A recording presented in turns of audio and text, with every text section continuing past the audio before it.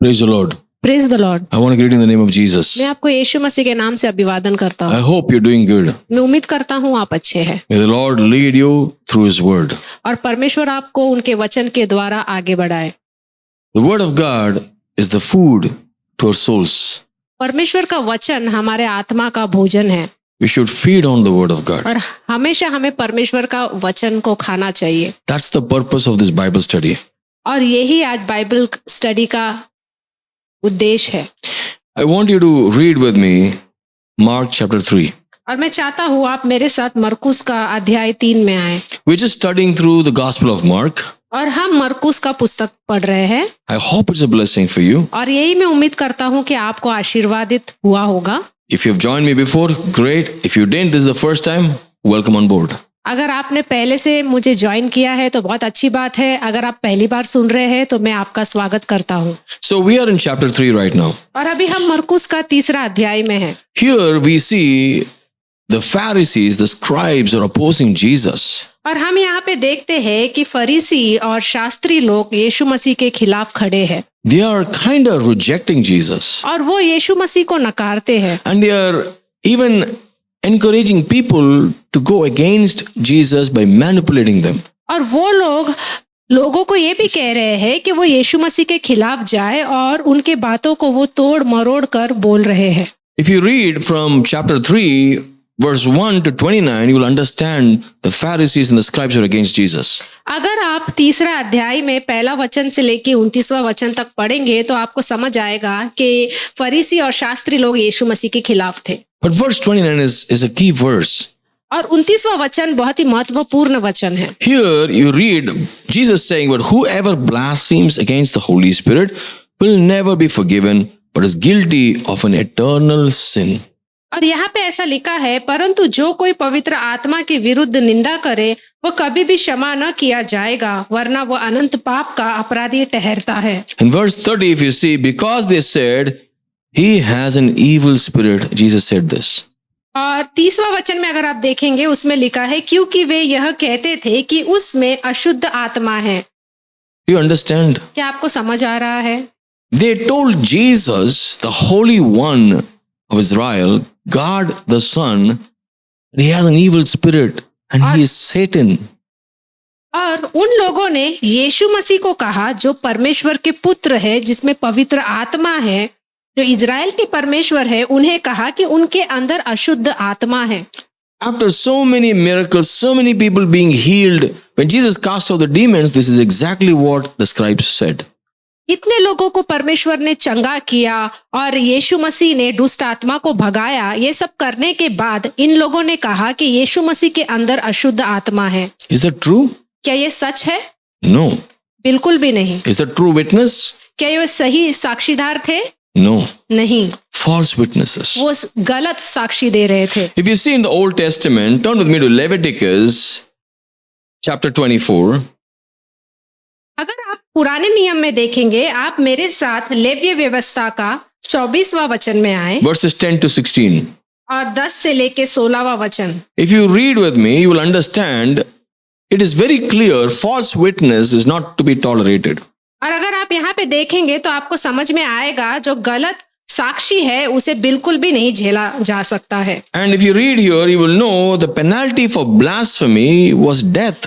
और यहाँ पे आपको पता चलेगा, जो कोई भी निंदा करता है उसे उसका जो सजा है वो मौत है। And if you read here, there was an Israelite woman whose father was an Egyptian, went out among the children of Israel, and the Israel woman's son and a man of Israel fought each other in the camp. Verse 10.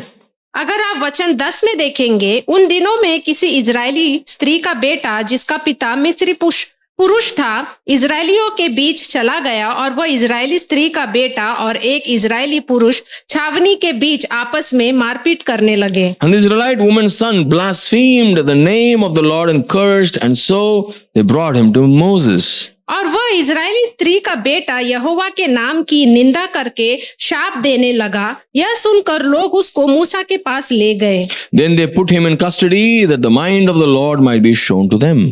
उसकी माता का नाम शालोमित था, जो दान के गोत्र के दिब्री की बेटी थी।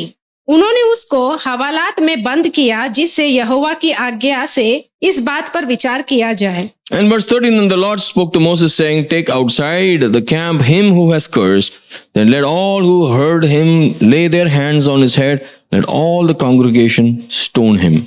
और 13वें वचन में लिखा है, तब यहोवा ने मूसा से कहा, तुम लोग उस शाप देने वालों को छावनी से बाहर ले जाओ, और जितने ने वह निंदा सुनी हो वे सब अपने अपने हाथ उसके सिर पर टेके, तब सारी मंडली के लोग उस पर पथराव करें। Blaspheming the name of the Lord will yield death.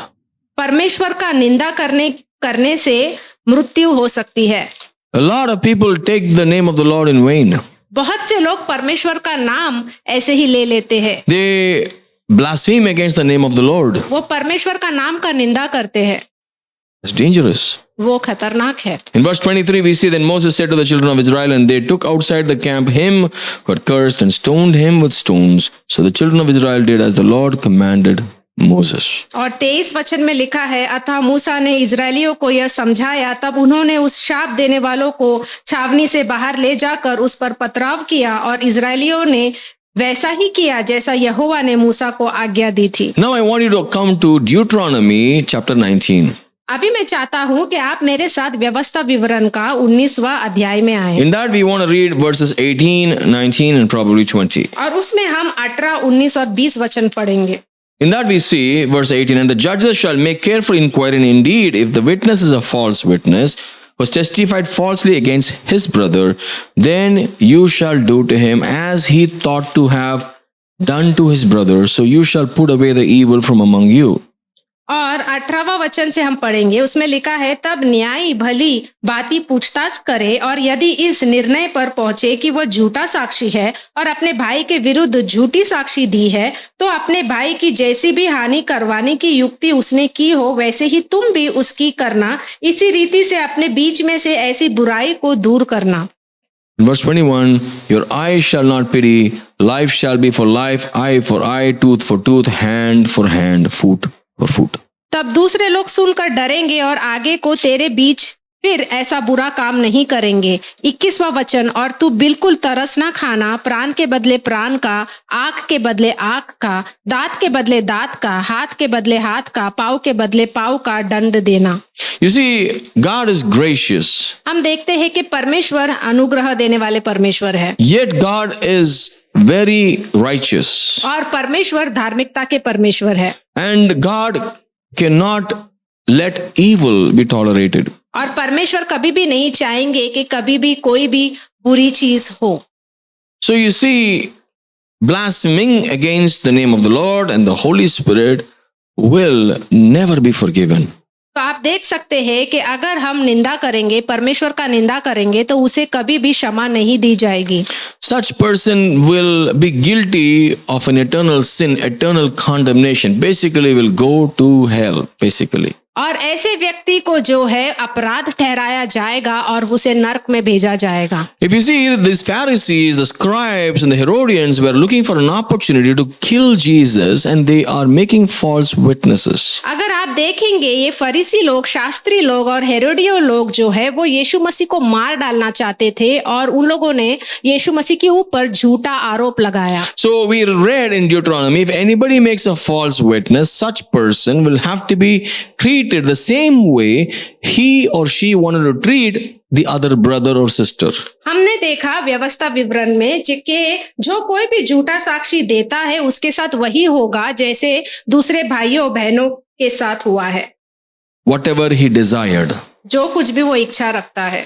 You see, many times people want evil for the other person. बहुत बार ऐसा होता है कि लोग दूसरों के बारे में गलत सोचते हैं। They want evil for them.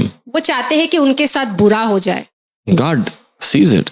और परमेश्वर वो देखते हैं। And if somebody is making a false witness to arrange something evil for another brother or sister, और कोई भी झूठा साक्षी देता है और ये सोचता है कि उस भाई या बहन का झूठा साक्षी देकर उसके ऊपर आरोप लगाया जाए, then God will hold them accountable. तो परमेश्वर उन्हें जिम्मेदार ठहराएगा।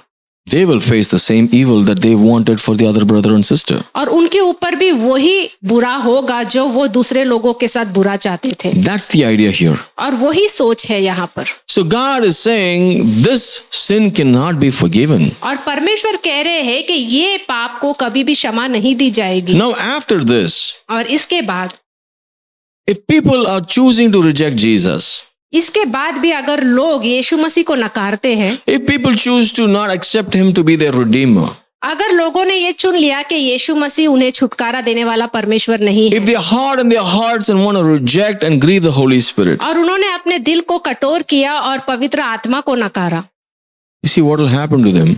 तो आप देख सकते हैं कि उनके साथ क्या होने वाला है। See, the Pharisees and the Herodians weren't getting along very well before.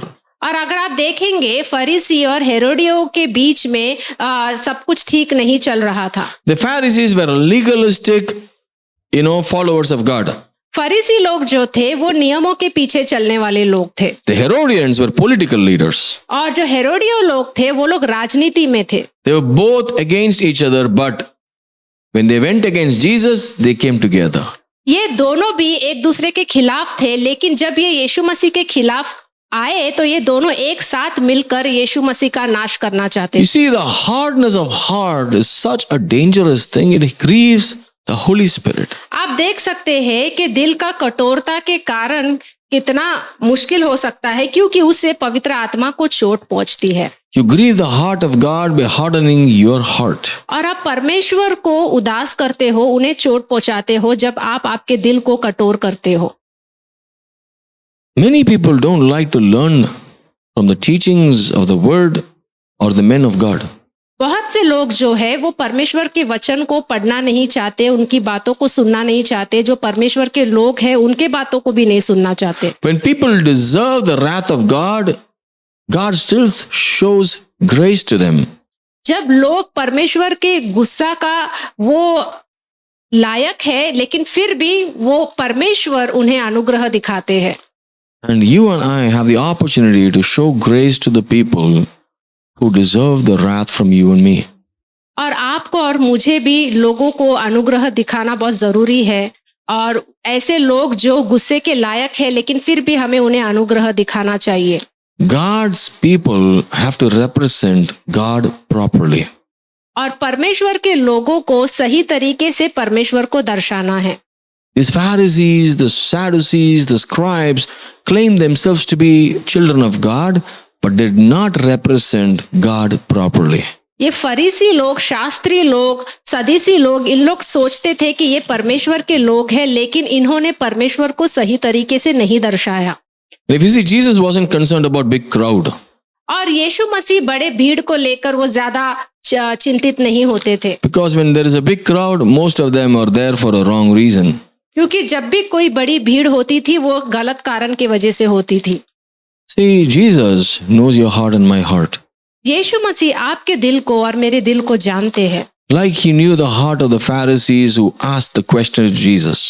जैसे यीशु मसीह ने फरीसी लोगों के दिल को जाना कि उनके मन के अंदर क्या सवाल थे। God knows your heart too. परमेश्वर आपके दिल को भी जानते हैं। He's looking for people who wants to follow him. वो ऐसे लोगों की तलाश में है जो उनके पीछे चलना चाहते हैं, Whose heart is really there to serve God.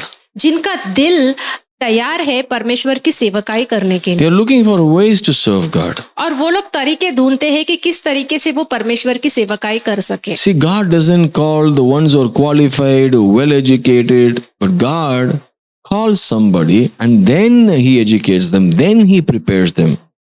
और परमेश्वर कोई पढ़े लिखे या कोई बहुत ही अच्छा होशियार बंदा है उसको नहीं चुनता, लेकिन परमेश्वर एक ऐसे व्यक्ति को चुनता है और जो उनकी सेवकाई कर सके, और उसके बाद उन्हें सिखाता है और उनको तैयार करता है। And after God invites us, calls us and prepares us, how are we supposed to represent him? और जब परमेश्वर हमें न्योता देता है, हमें बुलाता है, तो हम किस तरीके से उसे जवाब देते हैं, कैसे हम परमेश्वर को दर्शाते हैं? We should be holy.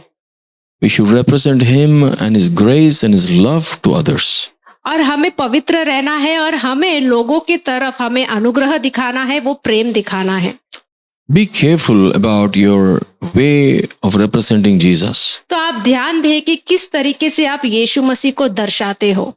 Many times people want to follow Jesus by excitement and out of emotion. बहुत बार लोग यीशु मसीह के पीछे चलना चाहते हैं, वो उत्साहित हो जाते हैं या भावनाओं में आकर वो यीशु मसीह के पीछे चलते हैं।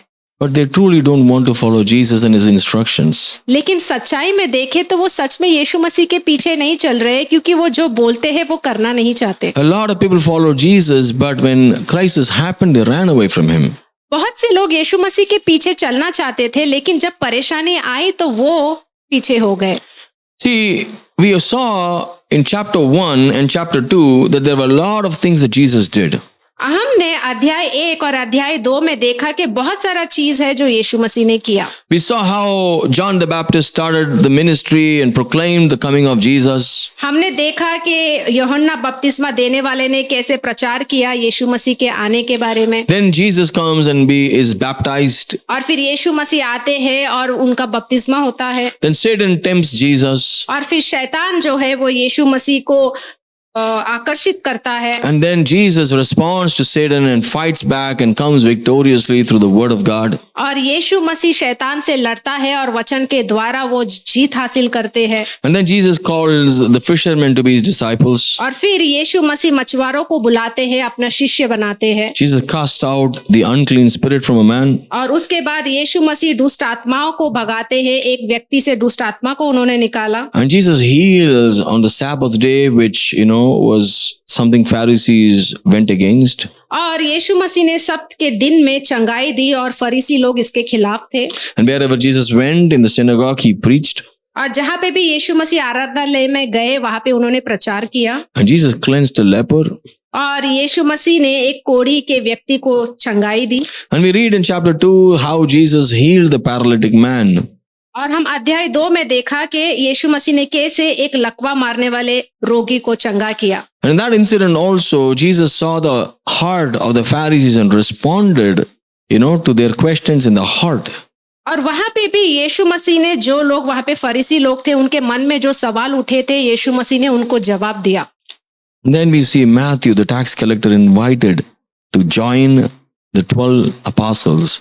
और उसके बाद हम मत्ते को देखते हैं कि कैसे यीशु मसीह ने जो मत्ते को बुलाया और उन्हें चेलों में बुलाया। And Jesus answers the Pharisees about fasting. और उसके बाद यीशु मसीह फिर यीशु मसीह फरीसी को उपवास के बारे में बताते हैं। And then Jesus claims to be the Lord of the Sabbath. और फिर यीशु मसीह कहते हैं कि वो सब्त के प्रभु है। So all this is big deal. और ये सब बहुत बड़ी बातें हैं।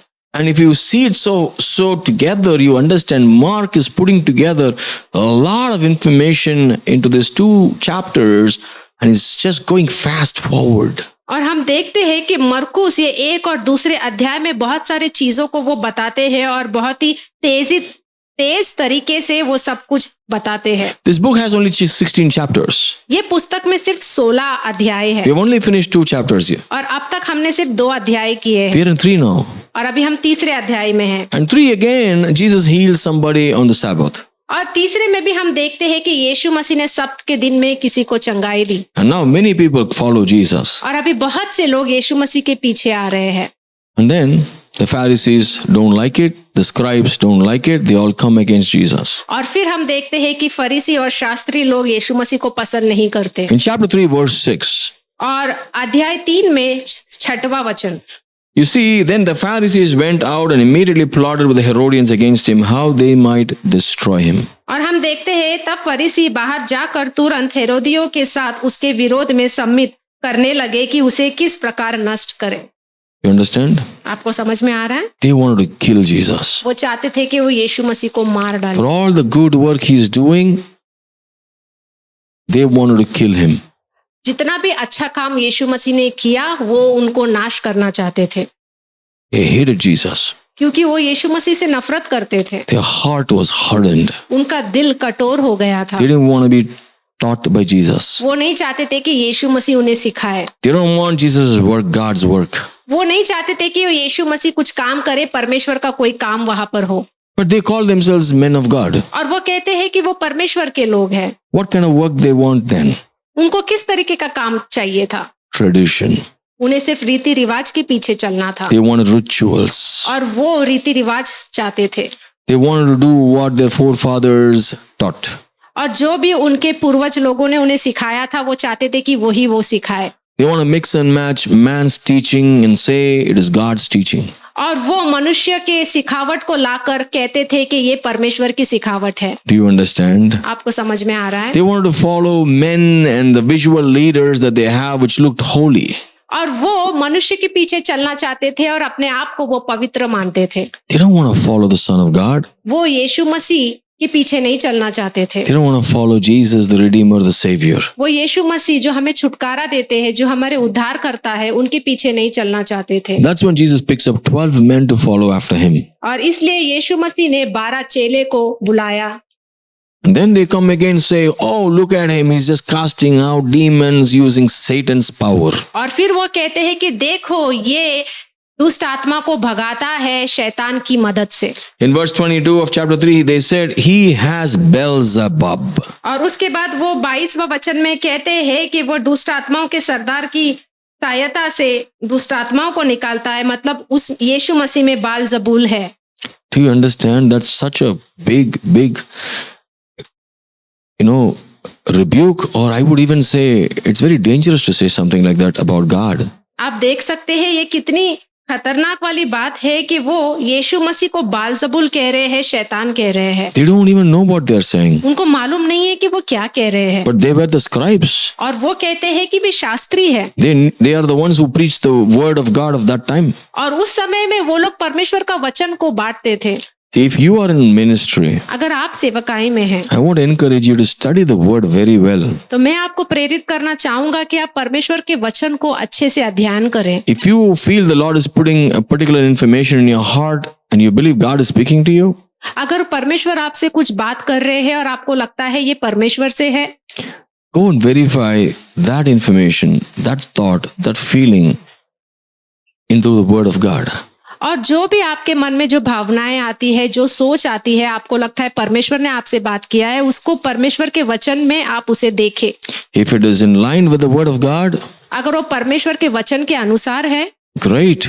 तो सही है If not, अगर नहीं है avoid preaching it. तो आप उसका प्रचार न करें Because that's the mistake these Pharisees did. क्योंकि वही गलती यहाँ पे फरीसी लोगों ने किया They didn't like what Jesus did. उनको अच्छा नहीं लगा जो यीशु मसीह ने किया They clearly said Jesus has Satan in him. उन्होंने साफ साफ कहा कि यीशु मसीह के अंदर शैतान है And they said, using Satan's power, he's casting out demons. और उन्होंने कहा कि शैतान के सामर्थ से वो दुष्ट आत्माओं को निकालते हैं They never saw God and his power and his work. They never mentioned it. उन्होंने कभी भी परमेश्वर का सामर्थ को नहीं देखा और उन्होंने परमेश्वर के बारे में बात नहीं की God did so many things. परमेश्वर ने इतना सब कुछ किया Jesus did so many things. यीशु मसीह ने इतना सब कुछ किया They hide away all those things because they want to be known to be the authority to approve and disapprove. और उन्होंने सब कुछ को छुपाया और उनको जो पसंद था वही वो किया करते थे And they wanted to say Jesus is not the man of God. और वो ये कहना चाहते थे कि यीशु मसीह परमेश्वर नहीं है He's not from God. और वो परमेश्वर से नहीं है And we don't approve him. और इसलिए हम उन्हें बिल्कुल भी अपनाते नहीं हैं And Jesus responds to them, और यीशु मसीह ने उनको जवाब दिया you're rejecting me. आप मुझे नकार रहे हो You're going against God. तुम परमेश्वर के खिलाफ जा रहे हो You're standing with Satan without your knowledge. और तुम शैतान के साथ खड़े हो और तुम्हें ज्ञान भी नहीं है You don't even know what you're saying. आपको मालूम भी नहीं है कि तुम क्या बोल रहे हो But you think you know everything. तुमको लगता है तुम्हें सब कुछ मालूम है You think you are on God's side. तुमको लगता है कि तुम परमेश्वर के साथ हो You think God is teaching you all these और things. तुमको लगता है कि परमेश्वर तुम्हें सिखा रहे हैं No. नहीं You are going against God. तुम परमेश्वर के खिलाफ जा रहे हो You're going against the work of God. तुम परमेश्वर के काम के खिलाफ जा रहे You're हो talking against the work of God who created the whole universe. और तुम परमेश्वर के खिलाफ बोल रहे हो जिसने पूरी सृष्टि का निर्माण किया That is dangerous. और वो बहुत ही खतरनाक है That will lead you to an eternal death. और इससे अनंत काल का मृत्यु हो सकती है That's what the Bible says. और यही बाइबल में कहा गया है That's what Jesus says. और यही यीशु मसीह ने कहा है What Jesus says happens. जो भी यीशु मसीह कहते हैं वो होता है Because whatever Jesus said happened. क्योंकि यीशु मसीह ने जो भी कहा है वो सब कुछ पूरा हुआ है। So be careful. इसलिए आप ध्यान दें, Don't mock the men of God. परमेश्वर के लोगों का अपमान ना करें, Don't mock the word of God. परमेश्वर के वचन का अपमान ना करें, Don't mock the name of God. परमेश्वर का नाम का अपमान ना करें। If you are listening to this message, अगर आप ये मैसेज को सुन रहे हैं, I want you to not harden your heart. मैं चाहता हूँ कि आप आपके दिल को कठोर ना करें, Return to Jesus. यीशु मसीह के पास आए। Open your eyes and see what Jesus can do for you. अपने आंखों को खोल के देखें और देखें कि यीशु मसीह क्या क्या आपके लिए कर सकता है। What has Jesus done for you? यीशु मसीह ने अब तक आपके लिए क्या किया है, And how much He loves and forgives you. वो कितना आपसे प्रेम करते हैं और आपको माफ करने के लिए तैयार है। If God goes against you the way you go against God, what will happen to you? अगर परमेश्वर आपके खिलाफ जाएंगे जैसे आप परमेश्वर के खिलाफ आए हो तो आपका क्या होगा, Think about it. इसके बारे में आप सोचें। The Lord loves you. परमेश्वर आपसे प्रेम करते He हैं, wants to give you eternal life. वो आपको अनंत काल का जीवन देना चाहते हैं। Don't choose eternal death. तो आप अनंत काल का मृत्यु को ना चुने, Choose eternal life. अनंत काल का जीवन को आप चुने। In the name of Jesus. यीशु मसीह के नाम से Let's pray. हम प्रार्थना करेंगे। Father, I just pray for my brothers and sisters who are gathered and watching this program.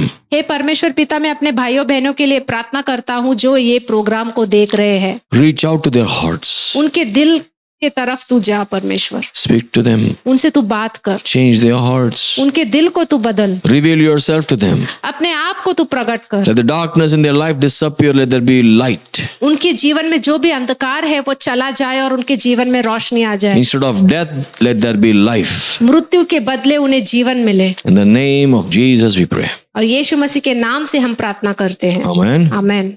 God bless you. परमेश्वर आपको आशीष दे। Thank you for joining us. धन्यवाद, आपने हमें ज्वाइन किया। Praise the Lord. मैं उम्मीद करती हूँ कि आप सब अच्छे हैं और आपको हमारा मैसेज पसंद आया है। जैसे कि आप सब जानते हैं, जिस कारण हम कलेशिया नहीं जा पा रहे हैं, अगर आप ऐसे व्यक्ति हैं जो कलेशिया नहीं जा पा रहे हैं और आप किसी ऑनलाइन सर्विस के खोज में हैं, तो मैं आपको बताना चाहती हूँ कि हम हर रविवार को 11:30 बजे सिंपली बाइबल यूट्यूब चैनल में मिलते हैं। अगर आप यूट्यूब चैनल में जाएंगे और वहाँ पे सिंपली बाइबल करके सर्च करेंगे तो आपको हमारा सारा वीडियोस मिल जाएगा और जो रविवार को 11:30 बजे जो लाइव सर्विस होता है वो भी आप देख पाएंगे। तो आप लाइक करें, सब्सक्राइब करें। अगर आपको मैसेज पसंद आता है तो आप शेयर करें और वहाँ पे यूट्यूब चैनल पे अगर आपको कोई प्रेयर रिक्वेस्ट है तो वहाँ पे आप कमेंट कर सकते हैं। हम आपके कमेंट को देखकर आपके लिए ज़रूर प्रार्थना करेंगे और मैं यही कहूँगी कि आप अपने आप का ख्याल रखें इस कोविड की स्थिति में। धन्यवाद। परमेश्वर आपको आशीष दे।